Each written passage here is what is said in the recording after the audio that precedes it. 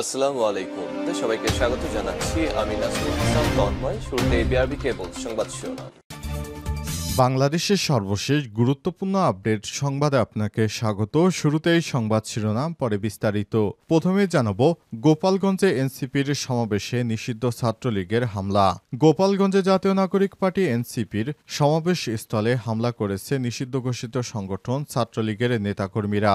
এ সময় কয়েকটি ককটেল বিস্ফোরণের ঘটনা ঘটে। আজ দুপুরে শহরের সমাবেশ স্থলে হামলা চালিয়ে ব্যানার পোস্টার ছিঁড়ে ফেলে এবং চেয়ার ভাঙচুর করে তারা। এরপর জানাবো গোপালগঞ্জে এনসিপির কর্মসূচি ঘিরে উত্তেজনা, ঘটনাস্থলে সেনাবাহিনী। জাতীয় নাগরিক পার্টির এনসিপির মাস্টু গোপালগঞ্জ কর্মসূচিকে কেন্দ্র করে উত্তেজনার মধ্যে ইউএনওর গাড়ি ভরে হামলা, পুলিশের গাড়িতে ভাঙচুর ও অগ্নিসংযোগের ঘটনা ঘটেছে। আজ সদর উপজেলায় এই ঘটনা ঘটে। এরপর সেখানে সেনাবাহিনী মোতায়েন করা হয়েছে। এদিকে কোন বিবেচনায় নৌকা মার্কাটা আবার শিডিউলভুক্ত করতে পাঠালেন? উপদেষ্টা আসিফ মাহমুদ প্রশ্ন করলেন নির্বাচন কমিশনকে। কার্যক্রম নিষিদ্ধ থাকা আওয়ামী লীগের প্রতীক নৌকাকে কেন আবার শিডিউলভুক্ত করার উদ্যোগ নেওয়া হয়েছে? নির্বাচন কমিশনের কাছে সেই প্রশ্ন রেখেছে স্থানীয় সরকার উপদেষ্টা আসিফ মাহমুদ সজীব ভুঁইয়া। এদিকে বাংলাদেশ আর কখনোই আওয়ামী ফ্যাসিবাদের জায়গা হবে না বললেন সালাউদ্দিন আহমেদ। বাংলাদেশ আর কখনোই আওয়ামী ফ্যাসিবাদের জায়গা হবে না। এদেশে আওয়ামী লীগ নামের কোনো রাজনৈতিক দল আর হবে না। রাজনৈতিক দল হিসেবে আওয়ামী লীগের বিচার করতে হবে। এছাড়াও ছাত্রদের গণ অভ্যুত্থানের স্বীকৃতি ও অন্তর্বর্তীকালীন সরকারের স্বীকৃতি দেওয়ার জন্য সংবিধানে আসছে, এমনটা জানিয়েছেন তিনি। এবং সর্বশেষ জানাবো ইন্দোনেশিয়ার সঙ্গে বাণিজ্য চুক্তি যুক্তরাষ্ট্রের শুল্ক নামল 19%। ইন্দোনেশিয়ায় যুক্তরাষ্ট্র থেকে 50টি বোয়িং জেট কিনবে বলে জানিয়েছে মার্কিন প্রেসিডেন্ট ডোনাল্ড ট্রাম্প। আজ ট্রুথ সোশ্যালে দেয়া বার্তায় তিনি জানান, এই চুক্তি হয়েছে উচ্চ শুল্ক এড়ানোর বিনিময়ে। তবে এর বিনিময়ে ইন্দোনেশিয়ায় রপ্তানি পণ্যে যুক্তরাষ্ট্র 19% শুল্ক বসাবে। খবর দ্য ইকোনমিক টাইমসের। এই চুক্তির অংশ হিসেবে ইন্দোনেশিয়া $15 বিলিয়ন মার্কিন জ্বালানি, $4.5 বিলিয়ন কৃষি পণ্য এবং 50টি বোয়িং জেট, যার অনেকগুলো 777 সিরিজের কিনতে সম্মত হয়েছে। প্রিয় দর্শক, এতক্ষণ শুনছিলেন সংবাদ শিরোনাম, এবারে বিস্তারিত। তবে তার আগে বন্ধুরা অনুরোধ থাকবে এই সংবাদটিতে একটি লাইক দিন। এই চ্যানেলে আপনি নতুন হয়ে থাকলে আমাদের সংবাদটি দেখতে দেখতে চ্যানেলটি সাবস্ক্রাইব করে রাখুন। কমেন্ট করে বন্ধুরা আপনার মূল্যবান মতামত জানিয়ে দিন আপনি বিশ্বের কোন দেশ থেকে বা বাংলাদেশের কোন স্থান থেকে আমাদের সংবাদটি দেখছেন এবং শুনছেন। এবারে বিস্তারিত। গোপালগঞ্জে এনসিপির সমাবেশে নিষিদ্ধ ছাত্রলীগের হামলা। গোপালগঞ্জে জাতীয় নাগরিক পার্টি এনসিপির সমাবেশ মঞ্চে নিষিদ্ধ ঘোষিত সংগঠন ছাত্রলীগের নেতাকর্মীরা হামলা করেছে। এর আগে জাতীয় নাগরিক পার্টি এনসিপির মাস্টু গোপালগঞ্জ কর্মসূচিকে কেন্দ্র করে উত্তেজনার মধ্যেই ইউএনওর গাড়ি ভরে হামলা করে তারা পুলিশের গাড়িতে ভাঙচুর ও অগ্নিসংযোগের ঘটনা ঘটে। এই ঘটনায় পুলিশের 3 সদস্য আহত হয়েছে। পরিস্থিতি নিয়ন্ত্রণে ঘটনাস্থলে কাজ করছে সেনাবাহিনী। এনসিপির মাসব্যাপী কেন্দ্র কর্মসূচি জুলাই পদযাত্রার অংশ হিসেবে আজ গোপালগঞ্জ পথসভার আয়োজন করা হয়েছে। এই কর্মসূচির নাম দেওয়া হয়েছে মাস্টু গোপালগঞ্জ। জানা গেছে বুধবার সকাল 10:15টার দিকে সদর উপজেলার উলপুরে সংযোগ সড়ক লিংক রোড পুলিশের একটি গাড়িতে প্রথমে ভাঙচুর ও অগ্নিসংযোগ করে নিষিদ্ধ ঘোষিত ছাত্রলীগের নেতাকর্মীরা। কার্যক্রমে নিষিদ্ধ থাকা আওয়ামী লীগের নেতাকর্মীরা। প্রত্যক্ষদর্শী এলাকাবাসী জানায়, জেলা ছাত্রলীগের সাধারণ সম্পাদক আতাউর রহমান পিয়ালের নেতৃত্বে ছাত্রলীগের একটি দল প্রথমে সেই কর্মসূচিতে বাধা দেয়। পরে তারা পুলিশের একটি গাড়িতে পেট্রোল বোমা ছুড়ে আগুন ধরিয়ে দেয়। অপরদিকে আজ সকাল 11টার দিকে সদর উপজেলার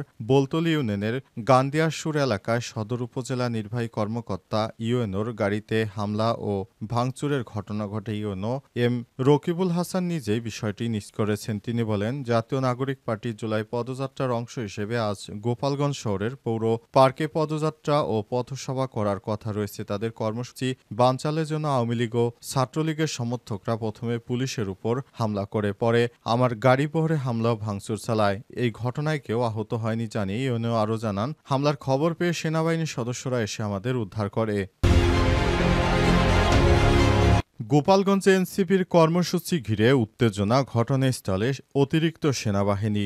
জাতীয় নাগরিক পার্টি এনসিপির মার্চ টু গোপালগঞ্জ কর্মসূচিকে কেন্দ্র করে উত্তেজনার মধ্যে ইউএনওর গাড়ি বহরে হামলা, পুলিশের গাড়িতে ভাঙচুর ও অগ্নিসংযোগের ঘটনা ঘটেছে। আজ সকালে সদর উপজেলায় এই ঘটনা ঘটে। এই ঘটনায় পুলিশের ৩ সদস্য আহত হয়েছে। পরিস্থিতি নিয়ন্ত্রণে ঘটনাস্থলে সেনাবাহিনী কাজ করছে। এনসিপির মাসব্যাপী কেন্দ্রীয় কর্মসূচি জুলাই পদযাত্রার অংশ হিসেবে আজ গোপালগঞ্জে পথসভার আয়োজন করা হয়েছে। এই কর্মসূচির নাম দেওয়া হয়েছে মার্চ টু গোপালগঞ্জ। জানা গেছে বুধবার সকাল 10:15টার দিকে সদর উপজেলার উলপুর সংযোগ সড়কে লিংক রোড পুলিশের একটি গাড়িতে ভাঙচুর ও অগ্নিসংযোগ করে নিষিদ্ধ ঘোষিত সংগঠন ছাত্রলীগের নেতাকর্মী ও কার্যক্রম নিষিদ্ধ থাকা আওয়ামী লীগের নেতাকর্মীরা প্রত্যক্ষদর্শী এলাকাবাসী জানায়, জেলা ছাত্রলীগের সাধারণ সম্পাদক আতাউর রহমান পিয়ালের নেতৃত্বে ছাত্রলীগের একটি দল প্রথমে সেই কর্মসূচিতে বাধা দেয়। পরে তারা পুলিশের একটি গাড়িতে পেট্রোল বোমা নিক্ষেপ করে। সে এলাকায় অতিরিক্ত সেনাবাহিনী মোতায়েন করা হয়েছে। ঘটনায় কেউ আহত না হলেও গোপালগঞ্জ সদর থানার ভারপ্রাপ্ত কর্মকর্তা ওসি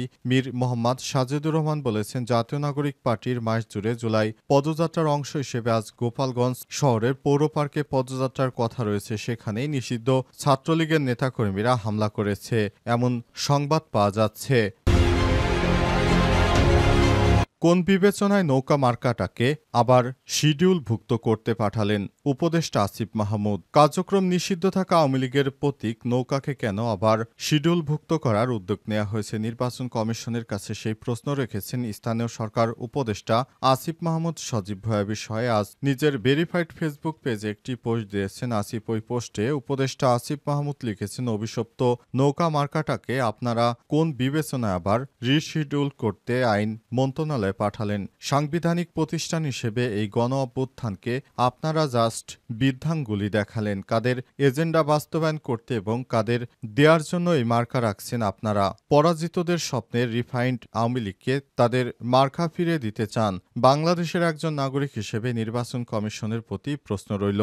প্রসঙ্গত, ছাত্র জনতার অভ্যুত্থানে গত বছর 5 আগস্ট আওয়ামী লীগ সরকারের পতন হয়। গত 12 মে আওয়ামী লীগ এসব অঙ্গ সংগঠন ও সহযোগী সংগঠন ভাতৃপ্রতিম সংগঠনের নেতাকর্মীদের আন্তর্জাতিক অপরাধ ট্রাইব্যুনালের বিচার কাজ সম্পন্ন না হওয়া পর্যন্ত এসব সংগঠনের যাবতীয় কার্যক্রম নিষিদ্ধ করে অন্তর্বর্তীকালীন সরকার একই সঙ্গে রাজনৈতিক দল হিসেবে আওয়ামী লীগের নিবন্ধন নিষিদ্ধ করে নির্বাচন কমিশন। এরপরও ইসির অনেক চুলকানি। তিনি নিজ দায়িত্বে নির্বাচন কমিশন এই নৌকা প্রতীককে এখনও ব্যালট পেপারে রাখতে চায়। তাকেই প্রশ্ন করেছে উপদেষ্টা আসিফ মাহমুদ। বাংলাদেশে কখনো আওয়ামী ফ্যাসিবাদের জায়গা হবে না বললেন সালাউদ্দিন আহমেদ। বাংলাদেশে আর কখনোই আওয়ামী ফ্যাসিবাদের জায়গা হবে না। এদেশে আওয়ামী লীগের নামে কোনো রাজনীতি হবে না। রাজনৈতিক দল হিসেবে আওয়ামী লীগের বিচার করতে হবে। আজ ঢাকা বিশ্ববিদ্যালয় টিএসসি অডিটোরিয়ামে ছাত্রদল কর্তৃক আয়োজিত গণ অভ্যুত্থানের বাকবদলের দিন শীর্ষক আলোচনা সভায় প্রধান অতিথির বক্তব্যে বিএনপির স্থায়ী কমিটির সদস্য সালাউদ্দিন আহমেদ এসব কথা বলেছেন। সালাউদ্দিন আহমেদ বলেছেন যে গণতন্ত্র, স্বাধীনতা ও সার্বভৌমত্ব সমাজ গঠনের জন্য 1971 সালে লাখ লাখ মানুষ জীবন দিয়েছিল, তা ভুলে গিয়ে শেখ মুজিব 4 বছরের মাথায় গণতন্ত্রকেই ভ্যানিশ করে দিল, একদলীয় শাসন ব্যবস্থা কায়েম করলো। এটা তারাই করেছে যারা ফ্যাসিবাদের প্রবক্তা। শেখ মুজিবুর রহমান ফ্যাসিস্ট ছিল, তার কন্যা শেখ হাসিনা তো ডাবল ফ্যাসিস্ট হয়েছে। দেশে ফ্যাসিবাদ কখনোই প্রবর্তন করুন তা বাংলাদেশের মানুষ চায় না। তিনি আরো বলেছেন, বিগত ফ্যাসিবাদী আমলে আন্দোলনকারীদের রক্তদানকে যারা কলঙ্কিত করার চেষ্টা করছে,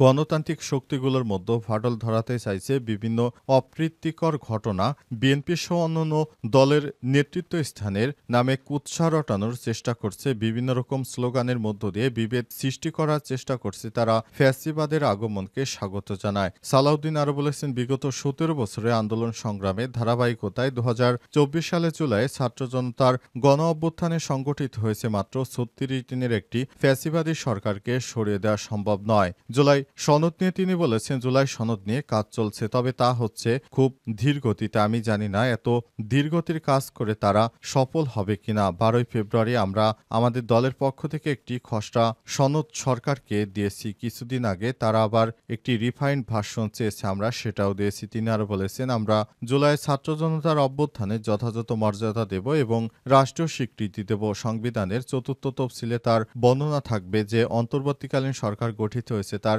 স্বীকৃত সংবিধানের 106 অনুচ্ছেদ অনুযায়ী।